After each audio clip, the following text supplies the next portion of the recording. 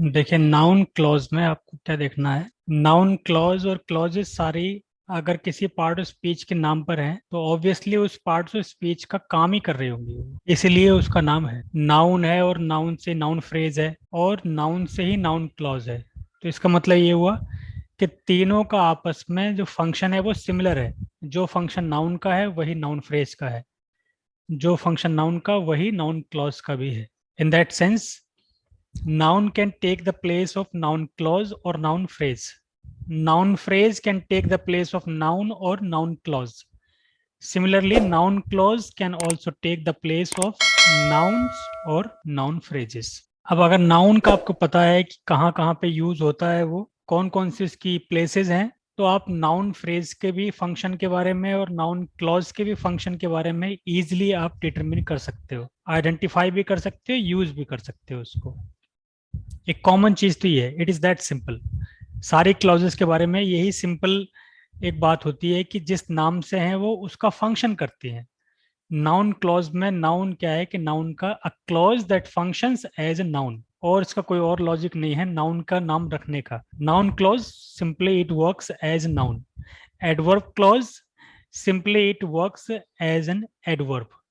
Relative clause simply it works as an adjective or it creates a relation to the antecedent or relation to the whole clause. Primarily हम बात करते हैं noun clause की।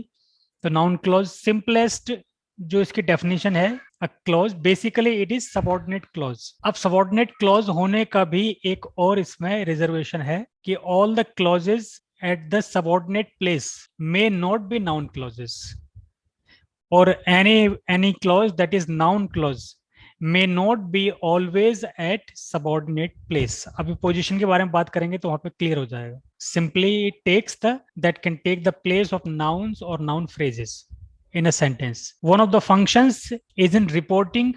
Narration में जितनी भी clauses use होती हैं वो सब नाउन क्लॉजेज होती है। नरेट मतलब क्या है कि you narrate the thing what somebody has already said। what already has said इसका मतलब ही क्या हुआ कि वो जो उसने कहा या जो मैंने कहा, अब क्या कहा, तो क्या कहा, क्या आंसर हुआ ऑब्जेक्ट का। तो रिपोर्टिंग क्लॉज जो होती है ना नरेशन में, वो सब नाउन क्लॉजेज ही होती है। तो एक तो मेन फंक्शन जो है, बड़ा कॉमन फंक्शन जो है, जो सबसे इजीली आपके सामने आएगा, वो क्या होगा?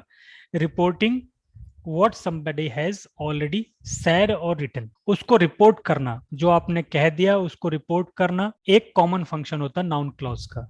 यानी डायरेक्ट इनडायरेक्ट में जो इनडायरेक्ट वाला पार्ट है, यानी कि रिपोर्टेड स्पीच, जो रिपोर्टेड स्पीच है वो सब क्या होती हैं? नाउन क्लॉजेज होती हैं। रिपोर्टिंग वर्ब के बाद वाला जो पार्ट है वो क्या है? नाउन क्लॉजेज है। चाहे वो दैट से स्टार्ट हो रहा है, चाहे वो इफ से स्टार्ट हो रहा है, चाहे वो किसी क्वेश्चन वर्ड से स्टार्ट हो रहा है। अदर फंक्शन जो हैं ये भी कॉमन फंक्शंस हैं। अब नाउन क्लॉज है तो it will function as a noun, और noun can work as a subject, as an object. Object दो तरीके से हो सकता है, object of the verb. Object of the verb कौन सी वर्ब का होगा? ये ट्रांजिटिव वर्ब का। अगर ये ऑब्जेक्ट है वर्ब का तो वर्ब होनी चाहिए ट्रांजिटिव। अगर ये ऑब्जेक्ट है प्रपोजिशन का तो वहां पे वर्ब ट्रांजिटिव नहीं होगी, वहां पे वर्ब क्या होगी? इंट्रांजिटिव। ये फिर ऑब्जेक्ट हुआ प्रपोजिशन। फिर कॉम्प्लीमेंट। कॉम्प्लीमेंट हमेशा किसका होता है?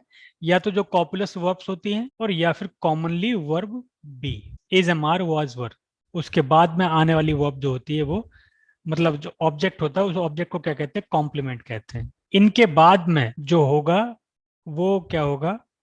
जो नाउन क्लॉज होगी वो क्या होगी? कॉम्प्लीमेंट। जिस तरीके से नाउन कॉम्प्लीमेंट का काम करता है, ऐसे ही ये नाउन क्लॉज भी कॉम्प्लीमेंट का ही काम करेगी, अगर वो इज के बाद में आती है तब। ठीक, इज से पहले आती है तो सब्जेक्ट का काम करेगा, इसके बाद में आती है तो कॉम्प्लीमेंट का काम करेगा। The departure date does not matter, ये सेंटेंस है। अब इसमें सब्जेक्ट क्या है? द तो डिपार्चर डेट। यहाँ पे हो गया आपका ये नाउन फ्रेज। अगर इसी कोई नाउन क्लॉज की तरह आप यूज करोगे, डिपार्चर से बनाइए आप डिपार्ट होने के लिए, डिपार्चर से बन गई आपकी डिपार्ट। डिपार्ट लिया आपने, वर्ब ली। कौन जा रहा है? कोई भी थर्ड पर्सन को आप कह सकते हो, फर्स्ट पर्सन को कह सकते हो। सपोज करिए थर्ड पर्सन को ही ले लिए, दे डिपार्ट। अब डेट या टाइम, ये डेट किसको शो करता है?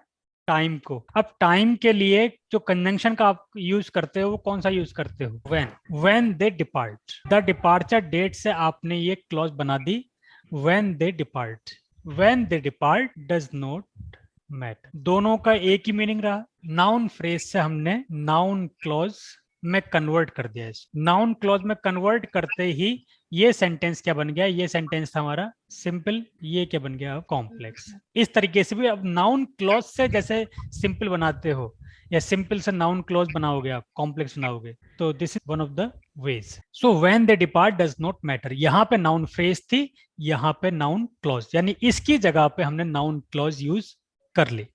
एक चीज तो ये रही, the main thing is your happiness, the main thing is that you are happy, that you are happy is noun clause working as a complement, complement to verb be, इसका complement ये है। यहां तक की बात हुई है, एक तो रिपोर्टिंग की, और फिर तीसरी इनके हुए फंक्शंस, किस तरीके से ये कॉम्प्लीमेंट का, object of the verb, subject, इन सब का काम ये करेगा। इनके एग्जाम्पल्स अभी देते हैं। I told them that I did not know anything, ये यहाँ पर किसका काम कर रही है, नाउन क्लॉज है, किसका काम कर रही है, यहाँ पर ये ऑब्जेक्ट का काम कर रही है। आई टोल्ड देम व्हाट, अगर आप यहाँ पर लगाओगे, मल्टीप्लाई करोगे व्हाट, आई टोल्ड व्हाट, तो व्हाट का आंसर आएगा that I did not know anything. जब भी आपको ऑब्जेक्ट हासिल करना हो तो सबसे बढ़िया तरीका यह है कि उसकी मल्टीप्लाई करिए हु और व्हाट से, अगर आंसर आता है वही आंसर उसका ऑब्जेक्ट होगा। यानी आई टोल्ड व्हाट या आई टोल्ड हु, तो आई टोल्ड हु का तो इसमें बनेगा नहीं, आई टोल्ड व्हाट का बन जाएगा, I told what, I told that I did not know anything. तो ये क्या काम कर रहा है, ऑब्जेक्ट का काम कर रहा है यहाँ पे। The main thing is that you are happy, ये किसका काम कर रहा है यहाँ पे, complement of the verb be, ये है नाउन क्लॉज।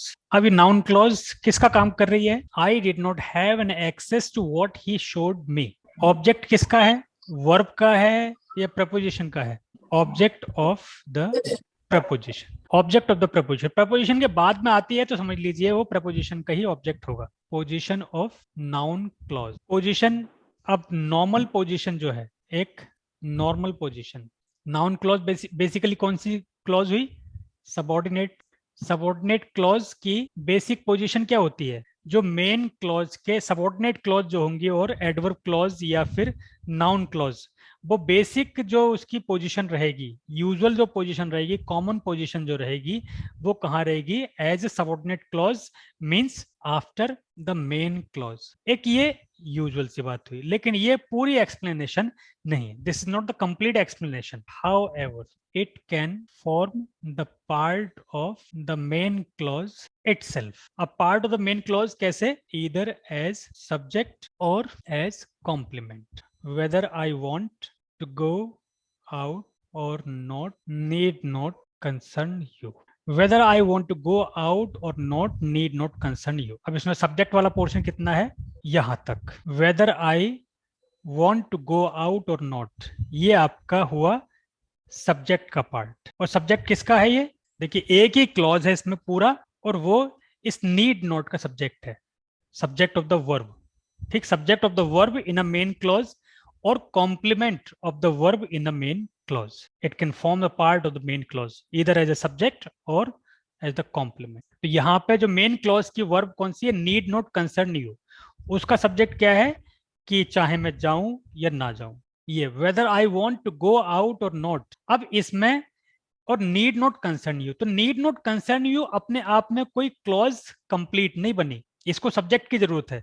सब्जेक्ट क्या है, यही जो सबऑर्डिनेट क्लॉज हम कह रहे थे उसको, वही सब्जेक्ट है, जो कि नाउन क्लॉज थी हमारी, वही सब्जेक्ट है यहाँ पे। ये कहने का मतलब है कि जब नाउन क्लॉज सब्जेक्ट का और कॉम्प्लीमेंट का काम करता है, ये ऑब्जेक्ट के लिए अप्लाई नहीं होती चीज, सब्जेक्ट के लिए और कॉम्प्लीमेंट के लिए सिर्फ।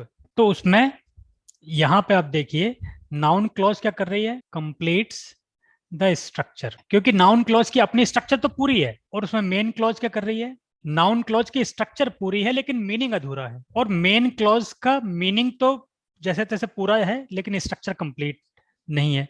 और मेन क्लॉज क्या कर रही है, completes the meaning, meaning of subordinate clause और complete the structure of main clause. ऐसे भी समझ लीजिए आप, जब इनकी प्लेसेस चेंज होती हैं। कॉम्प्लीमेंट का और एग्जाम्पल देते हैं। अब ये मेन क्लॉज का पार्ट है, द इशू इज, लेकिन अपने आप में ये इनकम्प्लीट है। तो इसकी स्ट्रक्चर को पूरा करने के लिए कोई हमें या तो नाउन चाहिए, नाउन फ्रेज चाहिए, या फिर कोई नाउन क्लॉज चाहिए, या और भी कोई ऐसी ग्रामेटिकल यूनिट स्ट्रक्चर जो कि कॉम्प्लीमेंट की तरह काम करती है। फिलहाल हम यहाँ पर नाउन की बात कर रहे हैं, तो नाउन, नाउन फ्रेज या नाउन क्लॉज। तो क्या है, the issue is what time you are coming, the issue is the time of your coming back या टाइम ऑफ योर अराइवल, ऐसा समझ लीजिए। उसी को हमने क्या किया, नाउन क्लॉज में कन्वर्ट कर दिया। तो ये किसका काम कर रहा है, कॉम्प्लीमेंट का। अब ये कॉम्प्लीमेंट यानी कि ये मेन क्लॉज का पार्ट की तरह काम कर रहा है, मेन क्लॉज की स्ट्रक्चर को पूरा कर रहा है, और मेन क्लॉज इसकी मीनिंग को पूरा कर रही है। तो ये दूसरी प्लेस है इसकी, यानी दो प्लेसेस नाउन क्लॉज की हो सकती हैं, होती हैं। In fact common identity of noun clause की बात चल रही थी, तो उसी की बात करेंगे। तो एक तो कंजंक्शन, कंजंक्शन हमने बात कर ली है अभी। यहां पर कंजंक्शन कौन से, WH वर्ड्स और इफ, वेदर।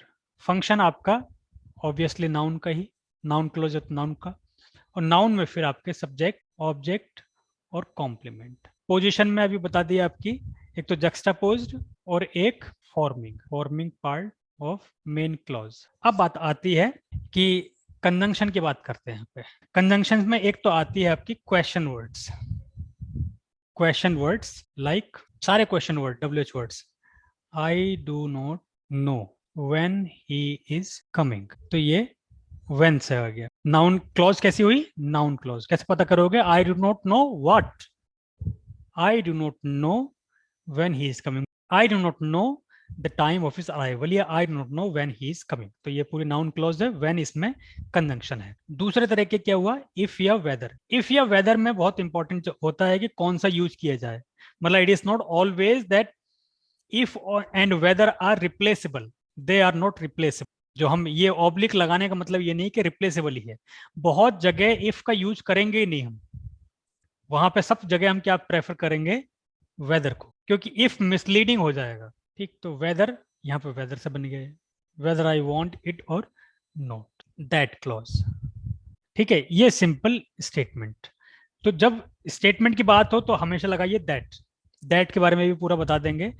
और जब हो आपका इनडायरेक्ट क्वेश्चन, इनडायरेक्ट क्वेश्चंस, तो इनडायरेक्ट क्वेश्चन के लिए या तो क्वेश्चन वर्ड लगता है या फिर आपका इफ और वेदर। इफ और वेदर कब लगता है, जब हेल्पिंग वर्ब से स्टार्ट हो रहा होता है। यानी दो तरह के क्वेश्चन होते हैं हमारे पास। एक क्वेश्चन तो ये हेल्पिंग वर्ब से, यानी कि प्राइमरी ऑक्सिलरी या फिर मॉडल ऑक्सिलरी से स्टार्ट होने वाले, ऑक्सिलरी से स्टार्ट होने वाले, ऑक्सिलरी से स्टार्ट होने वाले को हम किस में, इफ या वेदर से बनाते हैं, और या फिर क्वेश्चन वर्ड से।